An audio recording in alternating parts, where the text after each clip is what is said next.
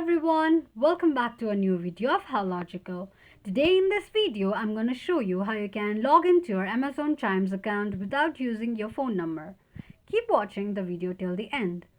To log into your Amazon Chimes account without using your phone number, firstly open your Google search. Type in amazonchime.com and make a search. The search results will be displayed on the screen. Click on the first link shown on the page.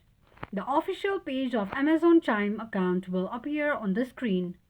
Enter your email address and click on Sign In or Sign Up option. On the next page, to log into your Amazon Chimes account without using your phone number, enter your email address and password associated with your Amazon Chimes account and then tap on Sign In. Click on Show Password option to check if you have entered your password correctly or not.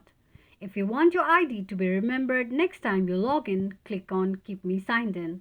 If you don't have an account yet, tap on Create a New Amazon Account. This is how you can log into your Amazon Chimes account without using your phone number quickly and easily just in few steps. If you have any thoughts or queries, let us know in the comment section.